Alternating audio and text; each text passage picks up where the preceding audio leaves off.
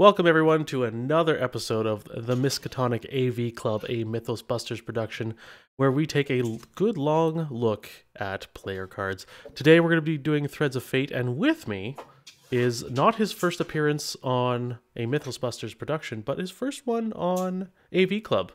Casey, how are you doing? I'm doing well. Thanks for having me. Hello, everyone. And you go by... I'm sure you were all on the edge of your seat waiting to hear my opinions on this stuff. And you go by Mr. Trench on Discord, or... I do. Mr. Agnes Baker? Yes, currently. She and I recently have become an item. Oh, that's good. Yeah. That's cute. And I like to signal our bond of matrimony to the public. Can we please talk about that? Yeah, sure. Jumping right in. Okay. First one, why don't you read it? Yeah, I think this could be a bold maneuver. Scene of the Crime, a level 0 Guardian event, 2 cost, traded inside bold with combat and intellect pip. Play only as your first action. Discover 1 clue at your location, or 2 clues instead if there is an enemy at that location. This action does not provoke attacks of opportunity. Scott, I'll tell you what, I love it. I think it's an amazing card. I can't disagree, really. The ability to combo it with, oh goodness, what's the event where you search the top 9? On the Hunt. On the Hunt. But also, I mean, often, like, just having an enemy at your location, that's pretty common, and 2 clues testlessly, amazing. Yep. Yeah, it's a little inflexible, needing to be, the first action you take. Toby, chill out. Sorry. But it's insight. So once you've played it, your leveled up seeker friend can use an eidetic memory, play it again on their own turn. The no attack of opportunity is amazing. Yeah. Joe Diamond can take it in his hunch deck. He can. I feel that makes it even more conditional, because you're not guaranteed to draw it when you have an enemy. Very true. Whatever. I think for me with Joe Diamond, if I'm playing solo, I'm okay with this in the hunch deck, because so many locations are 1 clue per investigator. And so this is just, with Joe, it's take an action, discover a clue testlessly. For free, because he's got that 2 less. Yep. And that, all it takes is the action in the card slot. I think, unless it's like late in the scenario, maybe things are getting a little hairy. I don't know that there's ever a bad time to find yourself drawing this card, because it has 2 of the most, necessary icons as well. So you pitch it to someone else's fight if you need, or your own investigation, or whatever you need. I don't know. I love it. I think it's almost a must take, I think, unless you are just absolutely never doing anything except fighting or something. Yeah. I think it really hits the mark. I suppose it does. Like someone with marksmanship would, which is a 2 cost. No, I picked up what you were going with. Oh, okay, good. Go ahead.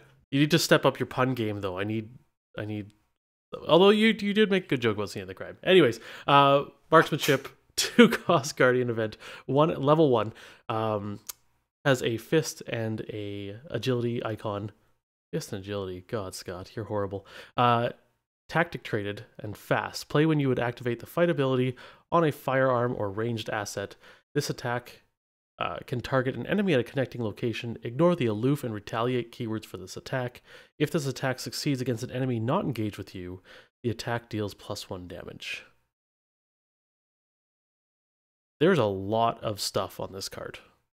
Yes, there is. I've used it to moderate to great success in very niche occasions. And so it's kind of colored in my mind. Like, I think of these great plays where I used marksmanship to pick an enemy off another player, or just an aloof enemy at another location, so I didn't have to go there I and feel like stuff. the example people raise a lot is whippoorwills, Hmm. being able to deal with them from afar. I would, since we've recently encountered them again in Circle and Dun, the goat spawn, given that guardians tend to have low horror or low sanity values, being immune from taking that horror upon killing them, I think Hmm. is pretty great. I think the times when you play this and it works fine, you're like, oh, of course, this is a great card, and I'm smart to have included it in my deck and used it so well. Yeah. But other times you're going to draw it and you're not going to, instead of a gun or something, and you're going to feel like the biggest dipshit on the planet, I guess. Like, Yeah. yeah. And it's such a specific event that I don't think you would pull it out for a stick to the plan, Hmm. where it's just kind of hanging around. I feel like that is, you're planning for stuff that you want to do consistently. And this is such a specific interaction. Uh, but it's also not something you would dig for, right? Yeah. Like This if is you had to go kill an enemy, you're not going to say, okay, I'm going to, draw twice and hope that one of those is a marksmanship. You would just move up and kill the enemy, Mhm. probably. Uh, Yeah, I think but it's super niche. It's a really nice to have, but it's mhm. not a need to have at all. Um, the times I've used it, like you said, you're like, wow, I'm great at this game for including marksmanship. But looking back on it, I could have dealt with that situation. Like, I mean, if marksmanship was a different card, would it have been as difficult to deal with that situation? I don't think it would have been. Mhm. What do you think about this in Diana? Because it does have the ignore, aloof, and retaliate keywords. Do you think it's worth looking at this in Diana? If you're going with big guns, Diana, maybe. I don't know. The biggest gun she would get would be um, 45? the upgraded handgun. Yeah. Yeah. So I'd put her at 5, and doing 3 damage on an attack is not nothing. But Mhm. uh, I guess then you're upgrading your. It's okay. I don't think it's necessarily better in her than in anyone else.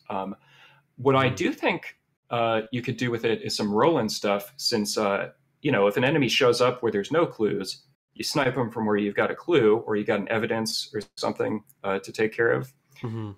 Um, I could see him getting some more utility out of it, or kind of comboing it. But when the best thing that you can say about a card is that you look forward to playing it in combination with a bunch of other stuff or a specific sequence of events, it's probably not an independent powerhouse. Mhm. I will say I don't think it's bad. I really don't think that it's No. bad. I think that it just has a couple of weird conditional things that Yeah. are either not reliable or not necessarily desirable all the time. Yeah. So And with Diana, I mean, the enemy has to have either aloof or retaliate yes, to actually in the ignore it first too. place, yeah. So you have to be well, you probably want to be one space away, have a gun out, have an enemy that it has aloof or retaliate that you want to do 3 damage to. That's not a 2 damage because you don't want to waste it. Like yeah. Mhm. I don't think you could persuade me to put this in a deck currently. Oh, I see. You're getting tricky with it. Persuasion, a level 0 seeker event. Forgot what the class was called for momentarily. 2 cost, insight and trick traded with willpower and intellect icons. Parlay. Choose a non-weakness humanoid enemy at your location and test intellect 3. This test gets plus X difficulty, where X is that enemy's horror value. If you succeed, shuffle the chosen enemy into the encounter deck. If the chosen enemy is elite, automatically invade it instead. Speaking of weird conditional stuff, um, Yeah. here is an action that is not reliably, buffed. Parlay. Mhm. I think there is, other than Fine Clothes, I don't think there's a single card in the card pool that interacts with that as an action. Yeah, I don't think It's so. Yeah, it's reliably an intellect test. I think always for Parlay. I want to say it's always been intellect so far. No, Peter Clover is a There's a willpower. willpower Parlay. Okay. Yeah, but it's usually intellect. You are correct. Yeah. Like most of the time, large majority. Yeah. So what I have in my notes is that Seekers tend to be a low agility class, I think, other than Rex at 3 and Ursula at 4. I don't think, they're averaging 1 or 2 agility. Mm-hmm. So an automatic evasion that relies on the skill that they're most frequently buffing is kind of a nice little effect, I guess, or a nice way to leverage that skill. As a Mystic player, you can probably guess that I really like being able to rely on a single stat. Yeah, eggs in one basket. Yeah, okay. Yeah, I guess if you want to think of it that way. So here, a non-weakness humanoid enemy. I'm trying to think of like what would be the best case scenario to get rid of someone.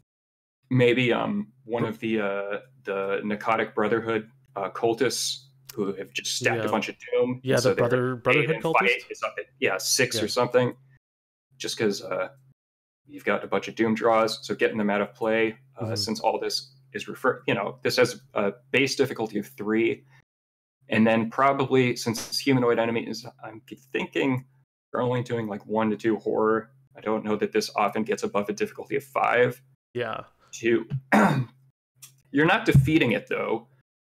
So you definitely have the chance of drawing it again, which having a reset on it would be okay if it had stacked a bunch of doom. But it's limited to humanoids. I don't know. It's baiting an elite enemy, an elite humanoid. They tend to be the boss type characters. So getting an automatic evasion on that could be good. Yeah. But they also probably have 2 to 3 horror on them. So I don't know. I mean, on standard, I think you could pass an intellect 5 pretty solidly with the secret card pool. You got higher ed or something. Yeah. Otherwise, it's like you want to start getting up to 8 or 9 maybe to set yourself up for 1 evasion or to just get this thing back in the encounter deck. Yeah. I think this is super campaign dependent too. I mean, you have to look at the humanoids. I mean, it seems like the Circle Undone is leaning towards humanoids because the witches and stuff like that. So this might not be a bad level 0 deck card as something, especially as I'd say about 50% of my games are solo. True solo? Or true solo, yeah. Yes, okay. Getting that enemy just off the board is sometimes enough. Especially as a one-hit kill. So, that's great, is being able to resolve them in just the one test that's your dominant stat. Yeah. I wonder if you care about this for Joe, since, if you're running low on ammo and he can't really get the big guns or anything. It's insight, but, drawing it on your hunch deck is so... That would be... I think this is a terrible hunch deck card. Yes. But I don't know, Joe. I think I'd hope you have enough weapons to deal with an enemy, and you'd rather just kill it, I think. But yeah, I'm not... I don't think the snake people, they tend to be humanoid? I cannot remember. They're definitely monsters, but... Because... go on, yeah. Maybe chat can look that up for us. Chat, are snake people humanoids? I mean, they have. I realize there's a delay, so they have the name people in Snake People. So, although that is totally us calling them that, they are humanoid. Well, that's Dave saying that. All right. If you're trying to avoid vengeance buildup in a TFA, I don't know. You could just run away also. Yeah, I mean, in TFA, you've got the Brotherhood cultists as well. So I think you could use this. I don't think I'd pack 2 of them. And I think it's only basically a solo card. Like, this is when you have a Seeker who can't fight. If you are pairing up a Seeker with a Guardian, you leave Persuasion in the binder or in the card box. Or maybe you level it up into a Disc of Insomnia or something. Yeah, Just discard them on draw. Yep, exactly. It's a deal with enemy card that you level out of. Yeah. Okay. That was I think that was some shrewd analysis on our part. Shrewd Analysis is a level 0 asset for Seekers. It has no cost. It is a talent trait. It's permanent, limit 1 per deck. Anytime you upgrade a card with the unidentified or untranslated subtitle, you may upgrade a second copy of that card at no experience cost. If you do, the 2 upgraded versions are chosen at random from among the eligible options. You must still meet all deck building restrictions. I think this is good in one specific case. Yes. And it's Carolyn. Yeah. Carolyn to get the upgraded stones. Because there is only one option for her to upgrade the stones, you basically get a 2-for-1. Yeah. Well, you spend one of your Seeker deck slots, since she's limited to 15. Mm-hmm. And just explaining the interaction for people. And since she only has one viable upgrade to follow deck building restrictions, she has to take the heal horror one. So that's saving 4 XP at the expense of 1 deck slot. I think this is other than that specific interaction, I think this is entirely dependent on the quality of choices. Mm-hmm. If, for instance, maybe the glyphs. The glyphs, I think, are both decent. You're probably not too worried about. I mean, you can end up with either one and still have gotten a good card in your deck. Mm-hmm. But I would not take this with the strange solution. Yeah, not a strange solution, because I think that 2 of those are mediocre to bad, and 2 of them are decent. Yeah. So that just seems like crap odds. Yeah, the Acidic Ichor, I think, stands head and shoulders above the other 2. So much so, I kind of forget the subtitle of the other 2 because I just freezing solution. Restorative Concoction. The one that says I am a support deck. Here, draw cards and resources. Yeah, and the heal. The midnight snack or whatever. I don't know. The midnight snack. Yeah, restorative concoction. I think. Yeah, restorative concoction. Yeah, I think when you're upgrading one of those, you're looking for a specific set of them because of your deck build, and this adds a little bit too much Hearthstone into my Arkham horror for me. Yeah. Yeah. Exactly. Yeah. If you're probably looking for one of them to take advantage of, it's the Rex glyphs or it's the damage from the solution. Yeah.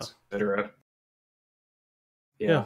It'll be cool to see what other upgradable stuff comes out, and whether or not it's kind of always good in the case, like the stone. Or wait, which one did we say was kind of always good? The glyphs. The glyphs. The glyphs are both decent. It'll be interesting to see if they kind of maintain a okay power level, or if there's a big spike in terms of stuff like the solution, where one is just almost clearly superior to the other options. Yeah, when you're choosing those at random, you're really hoping you kind of turn out lucky, I think. I quit smoking. Oh, good. It's bad for your health. Yes. Lucky cigarette case, level 0 rogue asset, 2 cost, 1 willpower pip, item and charm traded, occupies your accessory slot. Response: after you succeeded a skill test by 2 or more, exhaust lucky cigarette case, draw 1 card. It's okay. I think people really like this in Rex, I believe, where they say, I'm always doing something and I'm always trying to pass by 2 anyways, so why not add a little more gravy to that plate? That train, yep. Yeah. Keep that gravy train smoking. I don't know. I think I think it's so. I don't know. For rogues, it's not a contested slot usually. I don't think they have a ton of accessories that they really care about, especially at level 0. Because there's what are their other level 0 accessories? There's the candy, the sugar skull. Oh yeah, decorated skull. It was worth a skull. Candy skull. And I think that's their only level 0 accessory.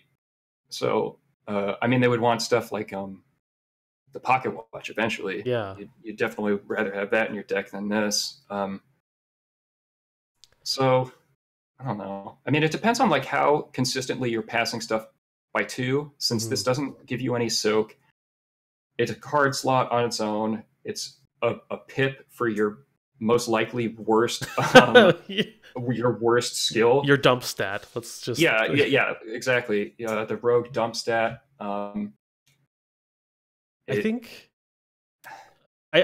in a succeed by 2 deck, which some people have been playing around with on standard, I think it could do some work because you're going to be throwing those opportunists in there, and you might be pumping quite high that way, and so it might end up making itself worthwhile.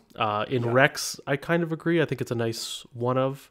I don't know if I'd go 2 for the splash, but the argument is sound. I think that you're trying to succeed by 2 anyways, so you might as well keep that train going.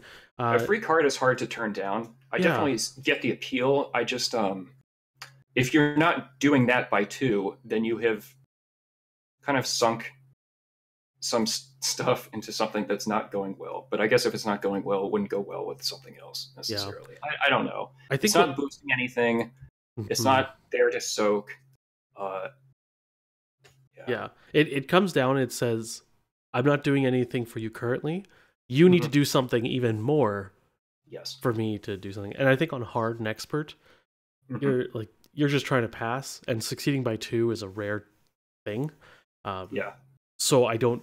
I would agree with you. I'm not too hot on it on expert or hard. I can see some middling cases. I'm not really sure. Yeah, maybe a Finn, I guess. I don't know. Because he's solid enough at his most frequent activity, which are, investigation and evasion. Yeah. But he also really, really doesn't want to draw his weak. And he's probably got pickpocketing anyways, so... Yeah. So, yeah, I don't know. It just doesn't seem like a high priority for anything. No. You sound like you're kind of on the fence. I felt like I fell to one side of that fence. Fair enough. I think I introduced the last one, so I think this one's your I believe so. Your little secret, yeah. So we have Fence, which is a level 1 rogue card, 3 cost. It's an asset, and it has an agility icon. It has connection and illicit traits, and reaction: when you play an illicit card during your turn, exhaust Fence. The illicit card gains fast. If it was already fast, reduce its cost by 1 instead. So obviously we have to get the exhibit joke out of the way. Yo Dog, I heard you like illicit cards, so you can fence your fence while you're the rest of it. I don't know. You guys can see where that's going. You can elicit your illicits while, yeah. I think the illicit trait, I mean, it's not like when you hear, oh, this is an unspecified illicit card, you have an idea what it's going to do, because they've shown up on cards that help you investigate. They show up on cards that help you fight. They've been on at least one event in the terms of payday. So like when I hear an illicit deck, I don't immediately know what that deck is going to be good at, right? But if all of your stuff turns out to be illicit, then this is a nice little econ boost, I guess. But it is already expensive. But every time you're playing an illicit card, it's saving you either an action or a resource, which is close to another action. Yeah. I think over time, I think everyone can kind of agree the most valuable resource in the game is actions. And to spend 3 resources and a card to then start gaining actions back, like if you save 3 or 4 actions from this, I think you've made plenty of profit. Seeing this early in a scenario, you love it. Yeah. Seeing it's like, at the last couple of rounds, you're gonna feel like a dipshit again, I guess. I don't know. I think it also depends too what your deck is going. Like if you're going true solo, this could be really good to bring out your illicit weapons when you draw an enemy and you didn't have something out. Like you can keep your cards in hand and wait, and not take that attack of opportunity. Yes. it's expensive, but it'll likely pay for itself if you've got enough illicit stuff in your deck. It does have a kind of a big upfront investment in terms of 3, so you would hope to see, I guess, at least 3 uses of it. Yeah. But you also have sleight of hand, and so if if you've got something that you need to get into play, then you could have slighted it, and sleight is level 0, Yeah. and has 2 icons, I believe. So yeah, I think I don't know. I've tried playing an illicit deck with Finn, and I think I was kind of on board with you, where I'm like, I'm not really sure what this deck does besides put in all the illicit cards and play the game. Yeah, it's kind of like the succeed by 2 deck. You just find everything that says succeed by 2 or more, put it in the deck and go. Yeah. I like Fence. Mm-hmm. And I was like, well, do I want to put 2 in? Like, yes, I do, because I want to see it early. But when I draw the second one, I'm like, to me, it's funny. The flavor text is a quote by Leo DeLuca, because it feels very much like Leo DeLuca, where if I draw Leo like in my opening hand or first or second turn, I'm like, yeah, this is great, right? Like this game is my bitch now. Same thing with Fence. If I draw this early, awesome. If I don't, womp womp. It almost turns it into like a win more card, at least seeing it early. But seeing it late, it's almost a dead draw, because it's a single icon on an expensive asset that's not fast itself, unless you played another Fence, which you could make the second one very fast. Which I mean, win more is kind of the rogue shtick, you know. Did someone just? Oh, someone joined us. I don't think I would call it bad. What might be interesting is if an illicit Safina deck turns up. Since you have that huge opening hand, you've got a solid chance of seeing this. You get it into play, but I don't know what illicit stuff she's really reliant upon, because she doesn't really need the lock picks. They're not giving her a huge boost, or she's not as well positioned to use them as Finn, Skids, or whoever it would be. The guns, again, she's not really well positioned to use. The thing is, she's a rogue by color, but a mystic at heart. So yeah. Anyways, maybe that illicit deck is somewhere down the line. Yeah, maybe do a bit more research into it. Finally, I feel at home. Arcane Research, level 0 mystic asset. No cost, because it's a permanent. Talent traded. Permanent. When you purchase Arcane Research, suffer 1 mental trauma. After each scenario of a campaign, reduce the experience cost of the first spell card you upgrade before the next scenario by 1. So I think we also have to be sure to mention that there was a ruling that this can reduce the cost of an upgrade to 0. Yes. Meaning that if you've got 2 Arcane Researches and you go from level 0 Ward of Protection, for example, to the level 2, that first copy of level 2 Ward of Protection cost you 0 XP, which is astounding and amazing. This is the worst standalone card ever. Yeah.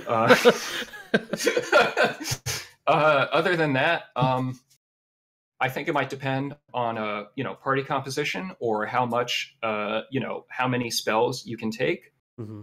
Safina probably not take this, even though she's got that nice big sanity pool of 9. She can't really upgrade most spells beyond level 2, I guess. Now with Rite of Seeking, there's level 2. She could get Persuasion, I suppose, or not Persuasion, Suggestion. It depends. I feel like I said it depends on a lot, but with the card game, there's lots of moving parts. So if you know what your upgrade tree is going to be like, or you've got it figured out. Okay, I want to get to Shriveling 3, and then I want to get to my wards, or whatever. It's great if you have reliable horror healing. In the case, someone in your party is playing Carolyn or Jim or something like that. It's great. Well, Daisy has a bunch of horror that she has to deal with from her weakness. So Yeah. if she was looking to upgrade to what's it called? She could get to Ward 2. She could get to Clarity what's the of Mind. reduce the shroud? Feed the mind. Damn, is it Arcane Insight? It's yeah, well, whatever. The one that's like a spell that basically flashlights your location for a round or for a phase. Yeah, since it doesn't have to be a direct upgrade, it's whatever the spell is that's taking the XP cost reduction. It's good, but I think you do want to have an answer to the mental trauma that you're starting with. Yeah. So Carolyn can take this as well, which I find interesting because she can take Clarity of Mind, which was mostly considered a pretty bad card. Yes. But now with Carolyn, it kind of, you get your money back on it, and being able to upgrade to the higher one for free. Plus, it gives you horror right from the beginning to start healing, to get that resource train rolling. In addition, the card that was just spoiled, the Deny Existence level 5. Getting her there, like Deny Existence becomes, if you take 2 of these, like a 3 cost instead of a 5 addition. Which is I think Arc Research is going to reward planning your upgrades. Yes. It's definitely not something you will take mid-campaign, because then it's just voluntary trauma, and then it costs XP as well. So, if you know the campaign well and you know what you want to buy, this can help turn on that higher level deck earlier with a little bit of risk at the beginning, which is very much the Mystic way. High risk, high reward. Hopefully. Yeah, although hopefully, or if things get too dicey, you want a counterspell on hand. Yes. A 2-cost Mystic Event counterspell, level 2 as well, has a willpower icon and a intellect icon. It's spell and blessed traded.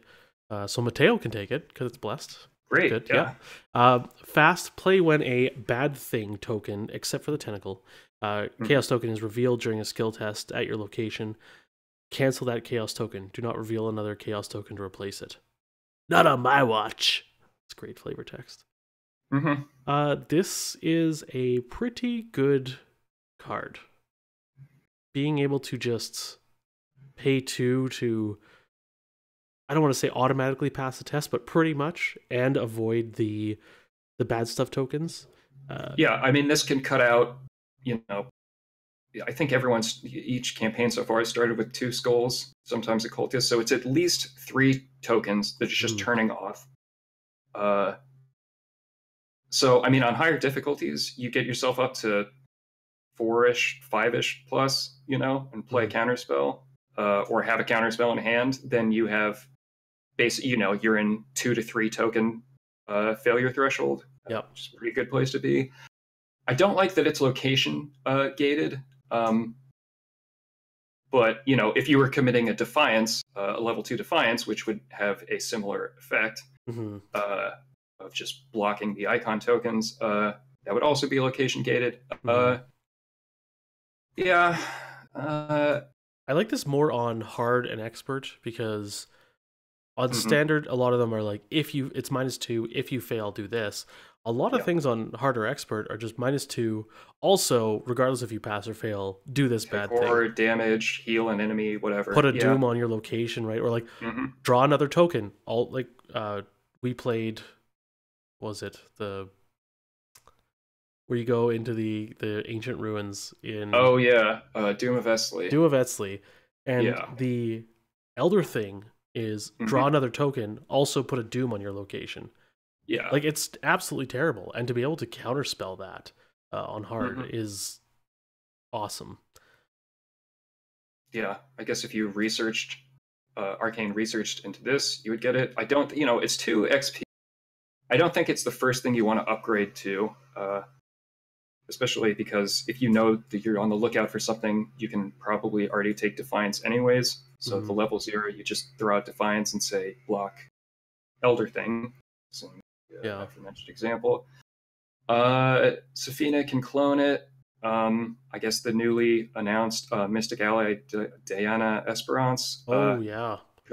could block it or use this for a little recursion. Other than that, if you're chucking this for icons in a bad spot, Yeah. maybe. Yeah. I don't know. I think this is a solid upgrade, like almost every time to me. I don't know. Mm-hmm. Yeah. I think it might depend on how vulnerable you are. But other than that, now, correct me if are you ready to? Oh, go ahead. Oh, I'm not quite ready to persevere. Yeah. Okay. But thank you. Yeah. Now, I'm trying to remember because I know there's a discussion about this, whether Matt ruled on this or not, with Arcane Research. Are you upgrading if you go from just a different card to a spell? Yeah. It's like I can't remember. I know it doesn't work for going from level 0 to level 0. Like if you trade some other card into a Ward of Protection, it doesn't cancel the 1 XP cost for that. I don't remember if Arcane Research works with just like going from, I don't know, I think the example people give is with the glyphs going from the archaic glyphs to the spell upgrades, right? Since the new one had. Yeah. Anyways, we'll figure that out. Okay. Yes. Feel free to research that on your own. Some arcane. Who said this was the definitive analysis? Yeah. All right. Are you ready to persevere, Casey? Boy, I feel like I have 2 willpower icons. I'll tell you what. Perseverance, level 0 survivor event, 2 cost, spirit traded, 2 willpower icons. Fast, play when you are assigned damage and or horror that would defeat you. Cancel up to 4 of that damage and or horror. Calloused hands and a determined heart were all she needed. It ain't bad. Yeah. If there's those like time bomb like cards like Beyond the Veil, this can keep you in the game where you would otherwise be eliminated. This can keep you in the game if you would otherwise be eliminated from anything. So it's solid. It doesn't have to be exiled like Devil's Luck. It's a little expensive, and there's definitely, since it's only blocking up to 4 damage and or horror, there's definitely the possibility that you're taking more than that, and you will be killed anyways. But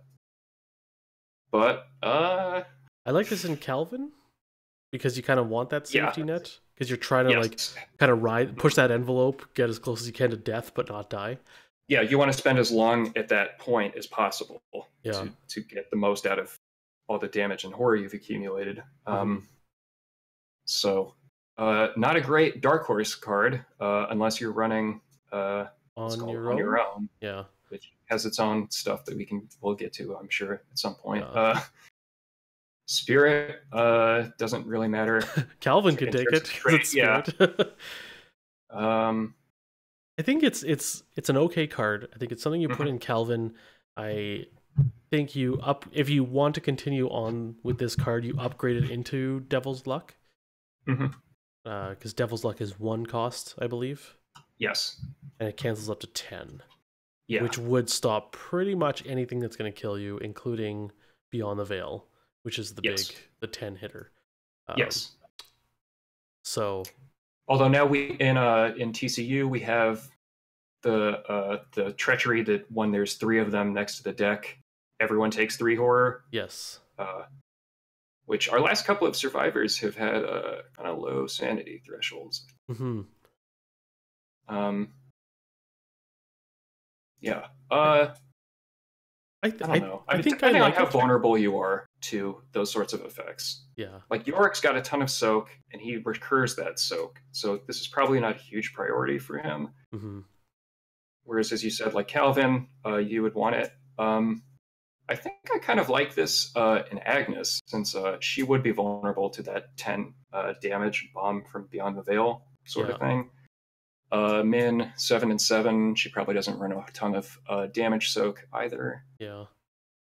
Uh, I do like it in yeah, Agnes because, well, two things. One, you're going to be pushing the envelope with her sanity using Yep. her ability, and two, it's Yep. also like the icons, 2 willpower in a mystic. Yeah. It's great. Yeah, it's at least a guts. Yeah. Minus the card. It's a guts that can possibly save your life. Yeah, I think it's a good addition to the card. Not everyone's going to run it because not everyone's going to be as vulnerable to the encounter deck as others. But for those that want it, I think they're definitely happy to have it, and you know, they don't want to be vulnerable to thud and death. Oh my god. Okay. Moving on to the best card in the pack and possibly the entire game. It is the Survivor Skill Stunning Blow, also known as Thud. It has a single combat icon. It is practiced, and if this skill test is successful during an attack, automatically evade the attacked enemy. The flavor text is just Thud, and the art is absolutely magnificent. Whatever this thing... I think it's a Snake Man. He's Snake just Man, yeah. Juiced. Been hitting the roids, working out those neck muscles. Yeah, and he's being introduced to a lead pipe, which, yeah, I mean, I think I love everything about this card. It works for anyone making the attack. It can get people away from any. It's not gated to non-elite enemies. It's for some people might not be as good. It can turn an attack into an evade and attack, which is just either great compression. It's a good get out of jail free card for everyone that wants to run away from that place. Yeah, it's amazing. I think probably everyone but Wendy that can take it. You want to take it. I don't know how consistently Calvin could get it off, but if it's in a big multiplayer group, just give it to someone else. So that's the thing too, is because it's not gated to only your test. This is incredibly flexible. Being at the same place as a Guardian, they basically got a free evade with their best stat. Like, right? They just pull the Mystic and use their fight to evade. I think almost any deck that can take this, I take it now. Yeah. Iron Man, I had it in my Yorick deck. It did amazing work through Carcosa. Definitely. It's just, yeah. I can't wax on more about how awesome this card is. Yeah, I think you need a good reason to not have it in if you have the opportunity to take it. Yeah. I mean, in Min, it's turning it into, an overpower for someone else, because she's probably not going to use it, be able to pull it off herself necessarily. And Wendy, of course, is probably not relying on her own combat icon. Giving it to someone else, as long as if you can take it and you're in a multiplayer game, I think it's damn good to not have it. Yeah, the fact it works on boss enemies, that's just so good. Works on everyone. Even Snake Mama. What's her name? Snake Mama. It works on Knights Usurper Man, Jara. Yeah. And it works on Yogg Sothoth. Yeah, yeah. It works on a great old one. You can hit a eyeball tentacle monster the size of a planet with a lead pipe, and he still exhausts just as much as the Snake Man does in the art. It is such a good card, and it undersells itself in its art. Yeah, and its art is amazing. So, and I think it was kind of it wasn't panned when it first came out and the community was looking at it. Everyone was kind of like, oh, hey, this looks like a good card. And then everyone started playing with it. It was like, holy crap, this is amazing. For its versatility and stuff, it's absolutely insane. Yeah. So, favorite card of the pack? Stunning Blow, parentheses Thud, up there. Scene of the Crime, I really appreciate too. I think those are probably my front runners, with Stunning Blow taking the trophy, I would say. Yeah. Yeah, Seeing the Crime is good. I think it's a solid addition. Counterspell, great clutch card, but Stunning Blow to me is it's the one. Yeah. Awesome. Well, thank you everyone for joining us. I believe we're going to do another one right away to everyone's favorite scenario, Boundary Beyond. Yep.